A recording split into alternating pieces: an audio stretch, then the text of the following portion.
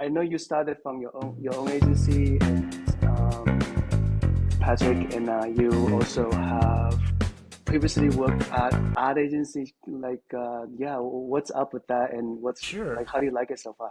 Yeah, sure. So, well, I mean, one thing just to shout out the fact we used to work together at an agency in downtown Denver, doing digital stuff. I mean, we used to have a lot of fun talking data, trying to figure out different client problems across different verticals. How can we use analytics data? How can we use platform data? How can we use business Yeah. data? So no, it's I have some fond memories of those days. So it's fun to Location read. three is a shit show for sure. Yeah. Like, yeah, so, like you have no idea how many people I talk to on this podcast is coming from ex location three. Yeah. Like So sometimes, Patrick, when I think back, it's like we were pretty lucky actually to have a environment that diverse. Like everybody is sort of like it's a cool culture. Now that I'm doing a lot of stuff myself, I still think about that quite a bit. yeah, absolutely. Yeah, I learned a lot. It was a great experience in a lot of different ways. So, right, yeah. So I got laid off a year ago, which happens from time to time, and I decided Hmm. with going on 25 years in the industry, I just decided I was going to start my own LLC and do my Hmm. own data consulting and performance marketing. Kind of a niche kind of agency offering. So I've been doing that now since last year. And yeah, it's kind of I have a very interesting mix of clients at the moment, from folks spending $10,000 a month on really niche kind of performance marketing, Hmm. up to a company spending close to $50 million a year on their Okay. performance marketing. So it's been it's kind of like, how many different directions can Mm. you go in a week, right? Nice, nice. Wait, wait. So is it service based or like also product based as well? So the very large advertisers actually in storage, so public storage, so self Okay, storage, okay, nice. not the brand public storage, but um, Yeah, they're a self storage brand. got you, So got it's you. sort of So it's like somewhere, but service and product-ish together. They yeah, could be yeah, either way, right? But yep, it's like a big brand and yep, nationwide and lots of big budget. yep. Nice. And then I have So, a. Oh, mhm. sorry. Go ahead. Please don't let me cut you off. You were going to And say. then yeah, I have a client is a national music lessons marketplace. So they connect music teachers with prospective students for guitar, piano, cello, violin, and guitar. And they offer like in home. So all of their instructors offer in-home instruction, Oh, and so okay. basically help them do lead generation for their business. And that's a national business, Very and as you cool. might imagine, that's obviously a much smaller vertical than self-storage. So yeah. But it's also both as kind of um, service based, in that case, Yes, yes, like a very lead much lead so. gen. Uh, I had a client used to do like a music class online, and he does a lot of spiritual drumming. So Okay. I had a little bit of experience on like that industry, but I haven't had experience with folks. So you saying like this is like sort of like a referral network kind of thing where he generate awareness, connect the needs with the teacher, and then the teacher visits student home. But actually, they end up hiring. So they're more of a marketplace. So they're actually, they have negotiated rates or whatever with their instructors, right? So they're actually Got you, got you. they're transacting directly with the students, and then hiring the instructors to do the lessons. So it's kind of interesting, but it's very much online lead generation, and then the deals Mm-hmm. are kind of finalized offline. So yeah. Got you. Okay, so honestly, so I know you now you get the taste to work for yourself, get to make all these decisions, like take on all this risk as well. How do you like that part of like versus working with someone with less, accountability and responsibility? I mean, I like it. It has some of the same, I guess, tensions and frustrations as any sort of like consulting or where you're a Hmm. vendor for a client, right? Where Hmm. you can make you make a lot of recommendations. Some of them are accepted, some of them are not. Um, yet Yeah. you sort of end up sort of taking 100% of responsibility in some ways, right, for the performance Yeah, yeah, of yeah. what you're Yeah. managing. It's nice to chat, but you're still responsible on the hook. Yeah, so That's I mean, it very has, true. but I like being my own boss. I like it's a great time in terms of the tools that are available, the kind of new uh, ways of working that we have available. So in that sense, it's exciting. I like being able to. I'm accountable to myself, right? So if I want to spend half a day Hmm. learning Hmm. about model context protocol, or I want to spend half the day trying to figure out a way to take something that I understand really well, but it's very time and labor intensive. Can I find a way to Hmm. use Claude or ChatGPT to make it Hmm. where Yeah. I understand what good and excellent looks like, but I maybe it's not time. Like I can't really devote the amount of manual labor, right, for a client that might be paying me, a couple $1,000s a month, right? But For sure. if I Yeah. can automate, if I can automate enough of that and understand, Hmm. like, still be in charge of what the deliverable is and like ensuring the quality is there of the insights and the actions, etc., then I think that's a huge win, and that's probably more readily available than ever for better and worse, right? Like, um, Definitely for better, I think. well, It sounds like what you were saying is something I actually heavily lean in, and I think we can talk more about this perspective as well. I think the days of agency is kind of like going away.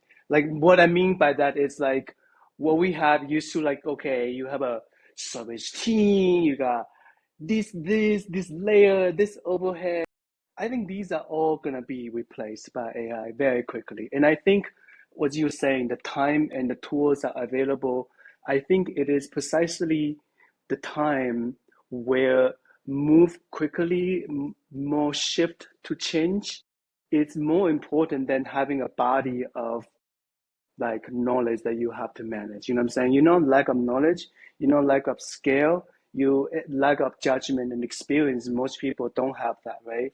And I think the days, Patrick, for you and I, like have come. Honestly, like I love the one man show because you can make good decisions across the board quickly. You don't have yeah, to like now worry about some weak link because your good judgment is getting implemented everywhere, and then you yeah. can relate that quicker with your client. Used to take a long time to implement something, it doesn't anymore. And why waste another, that's why I think that the agency versus freelancing, service versus big budget, everything, it's all kind of shifting towards on, it's flexibility, quicker shift, better learn, better adapt. These are, to me, it's more attractive now. I agree. I totally agree. I think one thing you said caught my attention, which is that kind of judgment, experience, and expertise. Um, I think it's really important to not sort of kind of jump over those with tools, right? Or jump over those with this kind of magical Hmm. thinking in a sense, right? Like I think Yeah. the where the power really is kind of combining like that domain expertise with those tools, versus trying to replace one with the other, right? That I think that's where some organizations, especially large organizations, are a bit short-sighted Hmm. right now, right? Because they're essentially Yeah. they're hoping to increase productivity without increasing junior people's competence and experience levels. And so like at a certain point you Hmm. also have to allow people like to struggle and gain competence Yeah. Yeah. along with that productivity, right? because Totally. Yeah. yeah, yeah, You throw a lot of good points there. I think I totally agree with you, Patrick. That I always say when ChatGPT first come out, we had a phase of like honeymoon and scared at the same time. We like this is gonna replace everything, so we don't have to do anything. But then we're also gonna get replaced, right? But I think this year it's becoming more clear to me and a lot of people that AI is here to stay, but it's not to replace. It's just another tool to us.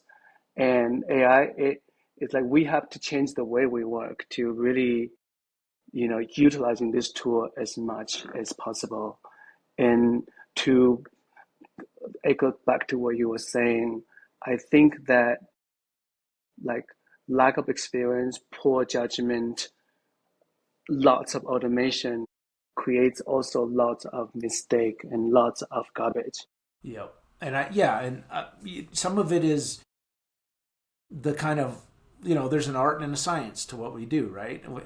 And there's like the sniff test, that just comes from experience and intuition of having done this for a long time. Sometimes data just doesn't make sense, right? What you're seeing in the interface doesn't make sense because it's totally counter to what you're seeing in the business itself, right? Or Mm-hmm.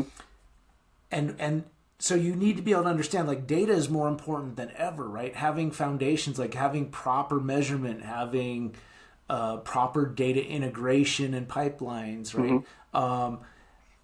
Having a good data warehouse or data lake where you're storing information about your business, right? Right. Those things are in some ways, more important than ever, right? And more powerful than ever. But again, you can't just shortcut. You can't just leapfrog those and not have them, right? If Or more dangerously, in addition to what you're saying, is like use it incorrectly, right? or use it incorrectly.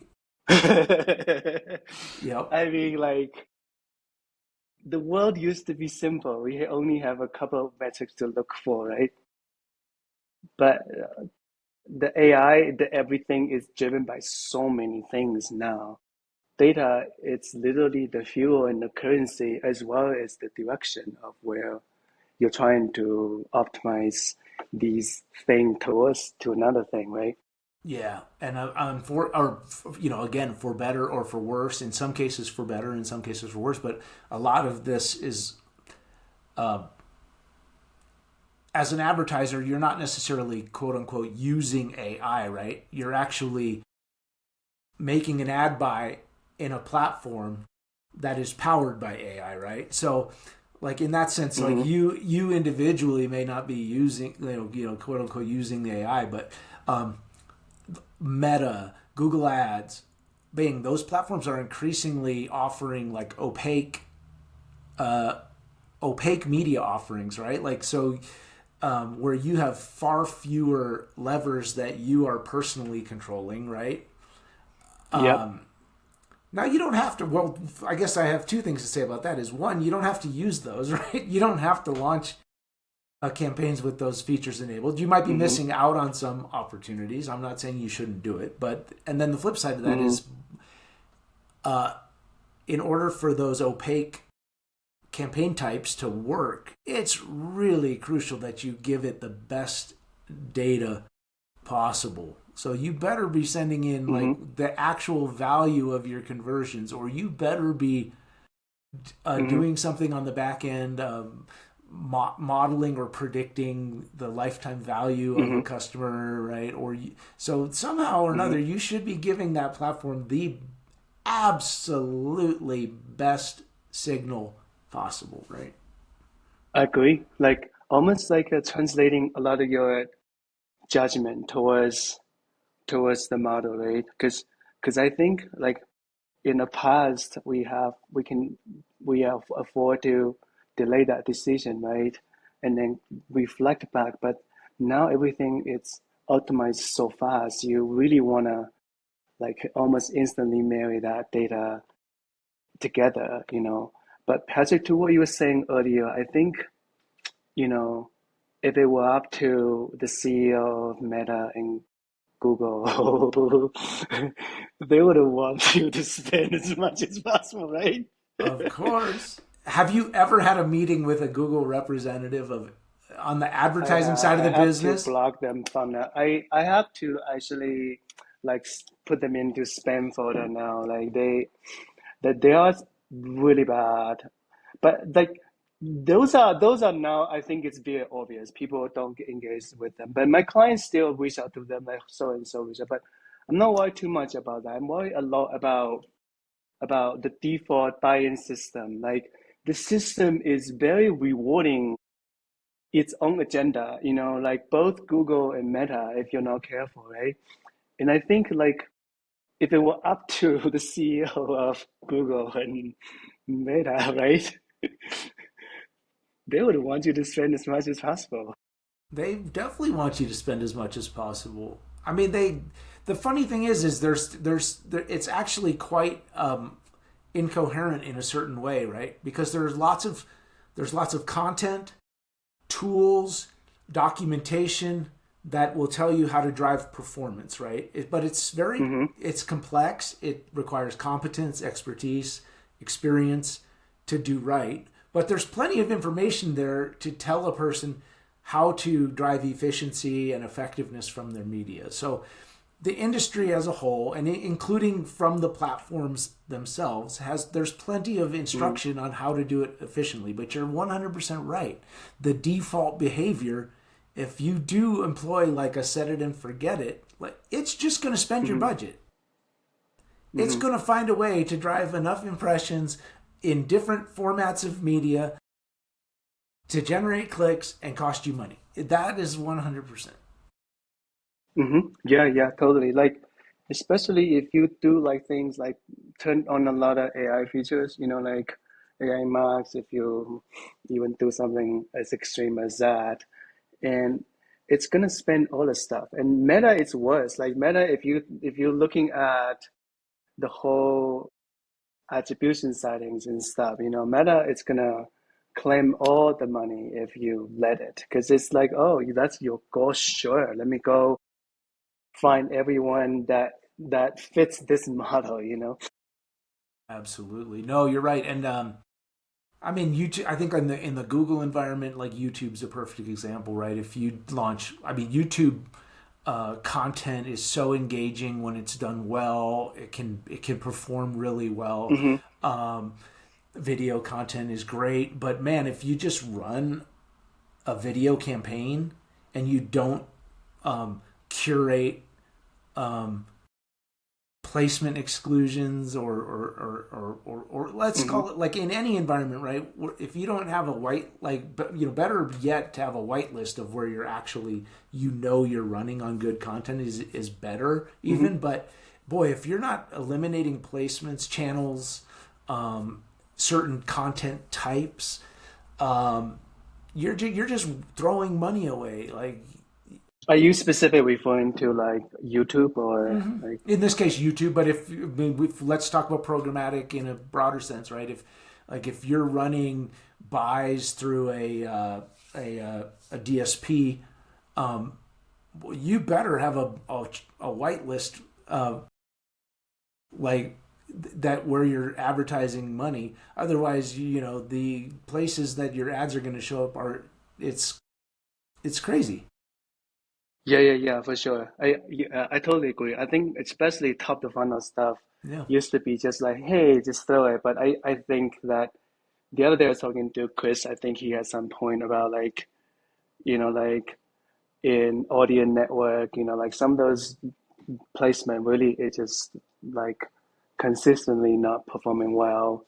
I tend to think, I agree with some of the platform. You don't want to rip all the way, but I tend to think about, and curious about your thought here. I tend to think about let the content lead. I think like these days I pay attention a lot to how quickly can you spend as a good engagement for the metrics, because then you can see how the system is looking at you, and then you can also take a look at where the system is spending, meaning that how the system, how Meta in this case is looking at your ad and say, oh, this ad is talking to 55 plus seniors, or uh, look into awareness, maybe by something like that. It's not the other way around, meaning that you don't need to go back to say, I'm only want to talk to these people and this way too much. I feel like, in a way, I rely on the contents of the creative to also really drive that targeting to make sure it's more accurate than me trying to shaping it.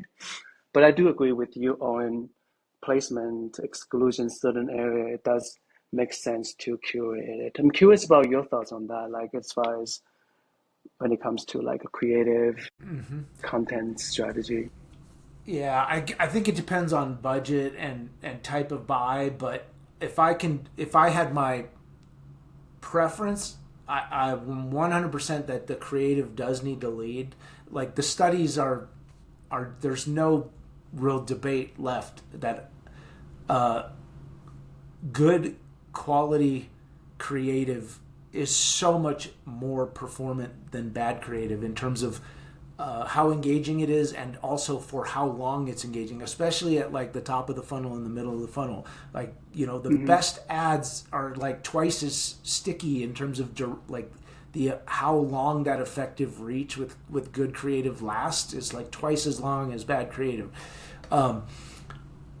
So creative has to lead. But I would, if I have the ability to to curate a media buy to content where I know my target audience hangs out, I would do that every time if I can. Not, I won't necessarily Gotcha. I won't necessarily use audience targeting, because audience targeting is so notoriously shitty in terms of like like people being miscategorized. Yeah, miscategorized. Yeah. But Totally. but if I know that like Condé Nast's audience is like indexes 2x for household income, and it's like the age bracket I'm after, and everything on there is glossy and premium, and I'm trying to advertise a premium brand, right, with a premium price point. I want my really good. So you go creative there, yeah. and actually you actually will go there to lock in some of those like segments in the signal, right? If I have enough money And we're talking about available, specifically in Google. I assume you're talking about, because in PMax anywhere, you yeah. can really curating a lot better, especially PMax. I mean, you have so much more. PMax now is like more like a Google search with all this like search term signal as well, right? Yeah, So I feel like yeah. that's where you really button it in more. Yeah. Sorry. So it's all going to be platform specific, right? Like, in the Gotcha, case gotcha. of in the I case of think the what you were saying, Patrick, let me make sure I follow what you're saying. yeah. I do love one point you bring up. So I think it's what you're saying is like where your audience are consuming content, where they hang out to, and it's important, if that's obvious to you, it's important to take advantage of that. 100%. And so, like on a I agree programmatic with you. media buy on video ads, like I want to be where my people hang out, for no doubt about it. But I also I agree love with that. you, Yeah. yeah. But on the PMAX side of things, or on the uh, Google Ads as a whole environment standpoint, yeah, I want to get rid of. If I know placements are all directed at children, right? Because kids famously take their mom's phones or their dad's phones, and they're playing kids video games, or they're watching kids content on their parents' phones, right? Well, so if I just target an audience, I'm going to be getting these crappy placements where people's kids are playing video games or watching content. Why would I want to like offer a $1 million life insurance policy ad to an 8-year-old playing a fucking video game, right? Like, it's a waste of money. That's very Right? common. Yeah. That's very common, actually, especially if you are doing that on Google. I often see Right. those bullshit like games Right. that pops up, with foreign language as well. And then if you don't take a look, they quickly consume a lot of money on the backside. So Yeah, totally. so there's so you want to curate things as best you can, And I Mm-hmm. agree with you, like on the PMAX side, right? Like if you don't already have a really mature search account structure Mm-hmm. built out, when you rotate PMAX into the equation, PMAX is going to try and suck up a whole bunch of stuff, right? Um, Yeah. So Patrick, can you got so much experience on this? I'm curious about your thought these days about what's your go-to punch for like the Google size structure? I typically have PMax, search, but I don't really go much more. Even on the search, I may have brand and one like service near kind of thing, and then PMax. And PMax is like kind of like if it's not too, I mean, if it's service related, I don't go too much. If I don't have good conversion, I don't go too much. What do you usually do these days? I think it depends on the vertical, but if it's say for lead generation, I mean, I think um, it still makes sense to suck up your branded search if you can. Hmm. The composition of the search results, right? You can dominate everything organic, and if you have even one competitor like conquesting against you on your brand terms, you're screwed, right, for your brand traffic, Hmm. just because. Yeah, yeah. Uh, uh, so no, I definitely recommend having branded campaigns. I have no issue running Performance Max. I've seen it work really well for some of my clients. Where I sort of make distinctions is if you have a really robust built out search uh, set of search campaigns within the account, then I tend to use Performance Max more as a like exploratory incremental, and then let Hmm. let the search kind of dominate the actual true search. Whereas if you're starting Hmm. from scratch, I think Performance Max, again, as long as you have good like audience, you have good conversion signals, Hmm. good Hmm. data. I think, and you also do segmentation around creative, asset groups, different lines of business. You do need to segment with Performance Max unless you have a really narrow business, right? So Okay. Yeah, yeah, yeah. I agree with all the above. So, a couple quick ones for you. Dynamic or no dynamic search? I don't use it a lot, but I have used Really? it. No, but and I have used it for clients, and I've seen good results with it. I thought you were gonna say maybe it comes. I'm still testing it, and I'm curious your thoughts on this because I have this guy does like elopement weddings. He loves to write where to go. Also, he writes books on his website, and I'm like, I have got to take advantage of this.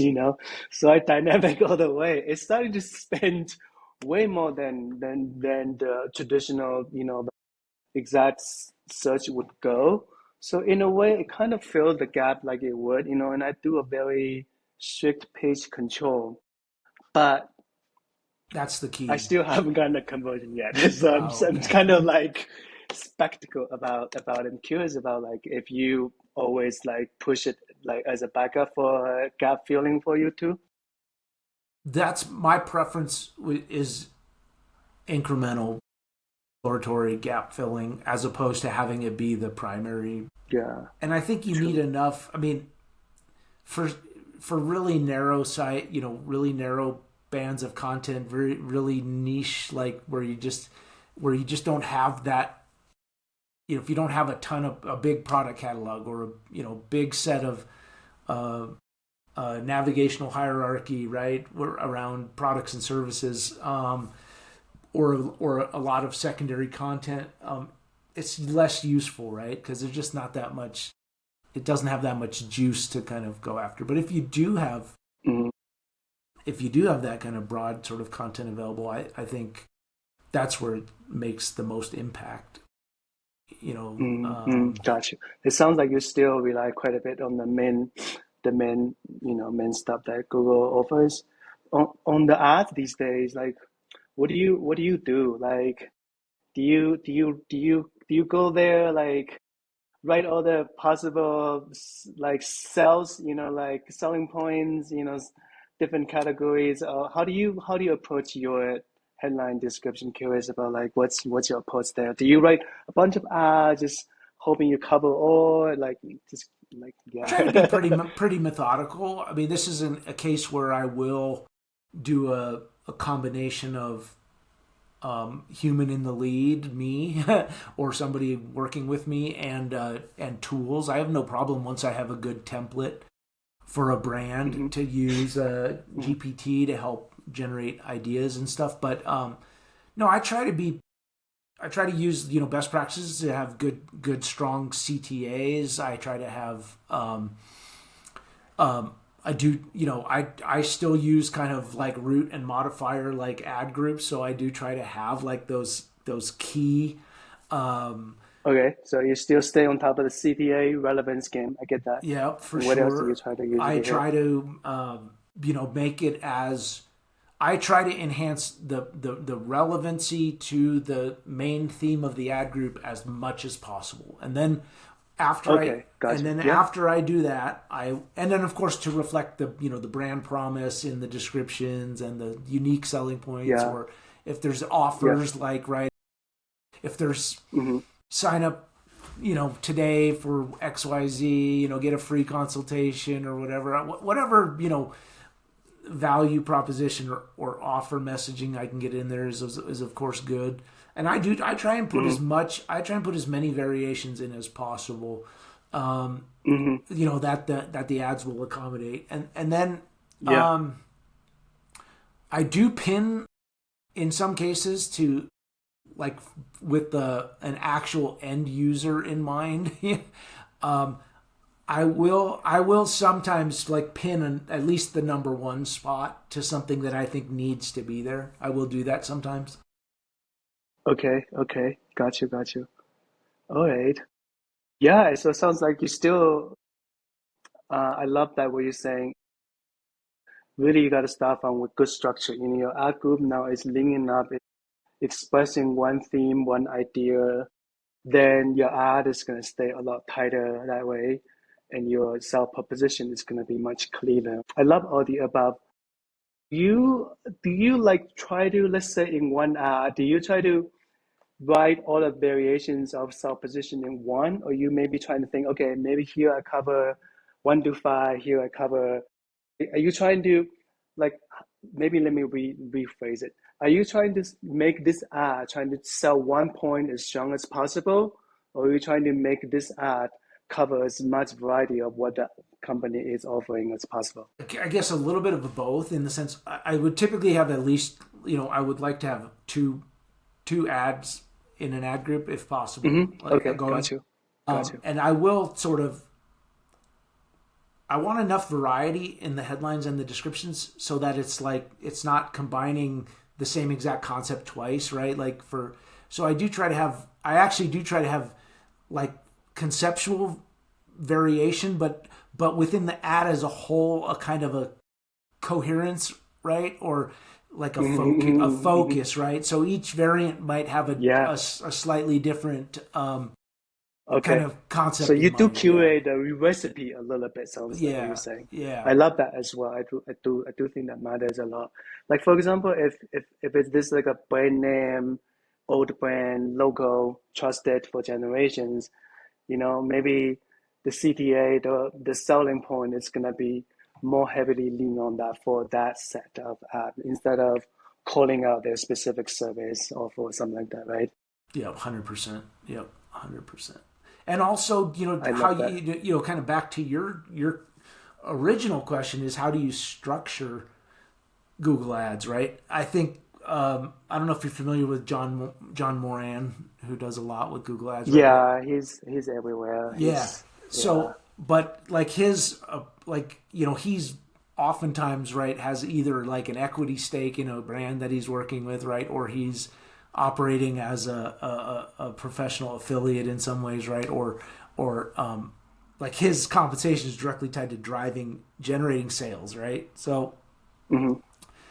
but one of the approaches that he outlines very heavily, and I think for certain kinds of e-commerce especially, but also could be done for lead generation, is like this structuring accounts and platforms together of like cold audiences, warm audiences, right? So you finding Hmm. ways to really target true cold audiences then Yeah, quickly, yeah, when that person raises their hand, right, migrate them out of that campaign yeah. as quickly as possible, right? And now you're remarketing them, right? Okay, you got a cold hand raiser on Google Ads.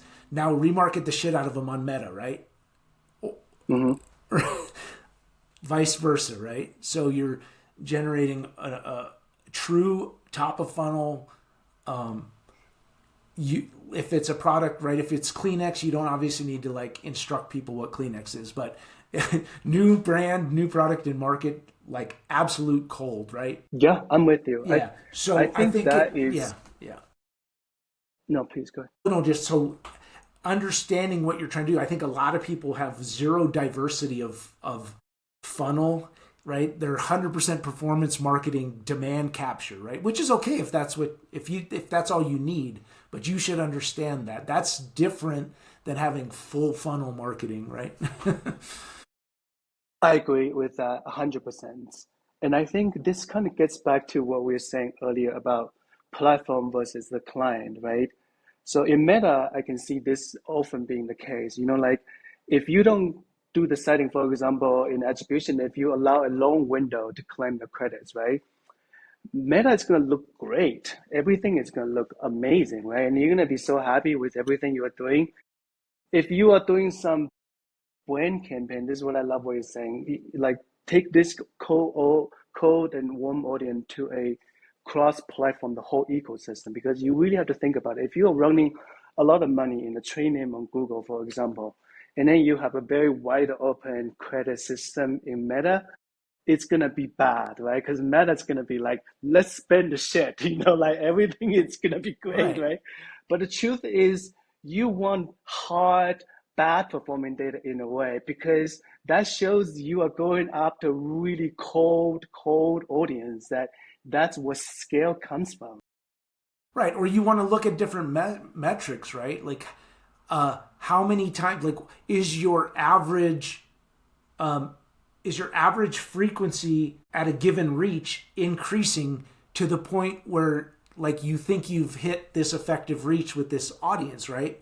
And then are you seeing, so when you drive traffic or when you drive awareness and consideration in Meta, do you see your Google Ads performance campaigns, do you see the audience sizes growing, right? Or when you drive Mm-hmm. YouTube campaigns and you achieve effective reach, do you see your Meta audiences growing, right? You should, right? Those things Mm-hmm. should be obvious when you're doing them right. Yeah, yeah, yeah. And I think that is so much more important than people. And this is how you go back to judgment experience versus someone just kind of pie in the sky, right? Because it could easily, Patrick, like last decade marketing, this conversation could easily get lost in there because they were looking at conversion rate, they will be looking at click through rate, they'll be looking at remarketing campaign performance, and they'll be so happy. Wow, we're doing so well, right? you know like versus like if you are looking at like, okay, if my goal is really just to grow audience size, if that really is what you're trying to do, right? And like sometimes you almost have to ensure your warm audience get excluded out of that campaign, so that campaign has to do nothing but cold hard work of trying to figure out how to grow more and 100%. push the system to the limit to find more audience for you, right? Because 100%. if that's what you want, that's how you should set up for it. Yeah, and who hasn't had this is the worst conversation you can have as an agency or as an independent consultant, right? You spend 3 months uh, organizing media buys, multi-channel marketing, SEO, you coordinated all the efforts. You think you're kicking absolute ass. The platform data all shows that everything is in the green and you are kicking ass. And then in month 4, you have a QBR with a client and one of their finance tied people is in that meeting and their data shows low retention, low lifetime value, that they're actually business is upside down, their profitability sucks, and you all look at each other in the room and you go, we're not looking at the same date. We had none of this business data for 3 months. We had no idea. And then after Mm-hmm. you all go cry in your whiskey at the bar after the meeting, Mm-hmm. because you Mm-hmm. know the next week you're going to get the call that you're losing this client, right? Mm-hmm. And the simple matter is like you just weren't managing to the right fucking information, right? It's like Yeah, totally. What would you usually? I actually have a perfect conversation with my previous podcast, and we talk about this as well. I think like in the old days, when we were working at location three, it's a luxury to even know how much money client made, right? And we never know that. right. We just know clicks and stuff, if anything, right? But I think like nowadays, good quality data back, and then everything will be fine. It's not a volume issue. Percent. No, that's the worst. That to me is the most embarrassing, um, um, unnecessary, demoralizing. That is like I would rather make a huge mistake trying to do something killer and cool, and just be like I made a mistake, than to just be thinking I'm killing it, Hmm. optimizing, and then get to the end of a period of time and just be like, oh, we weren't optimizing to the client's actual Yeah, yeah. success criteria. Oh, it's the And worst. I think that's often that's often I think it's a missed conversation. No matter maybe in some case maybe it's the lack of knowledge from the agency. In some cases maybe client doesn't have the right data. Maybe wrong data was offered. But I think to avoid having these conversations, the best way is to making sure revenue is a north star, so that way you can easily go back and I have another client that I don't know if you had this experience before. Now you're managing your own. I have this client who has a lot of advertising knowledge, enough like really want to have a formed opinion. And like I finally actually had to let this client go. But like we would always have this conversation in a very different way. This client wants me to make all these metrics happy, like, but I keep saying you're making more money every month. I just keep saying that, and then like I'm like you're spending less, you're not spending the same, even less, and you're still making more money. Like why wouldn't that be a better thing for you? And this client keep wanting to go back, but I heard this is doing this, like that's where I think it's like this is a very important conversation. 100%. I couldn't agree more. And it's also a great place for when you have enough industry tenure and enough, kind of different experience, right? It's a great place to add more Hmm. value and build your book of business, right? It's like, okay, I'm currently helping you with your performance marketing, right? We're doing a good job acquiring new customers.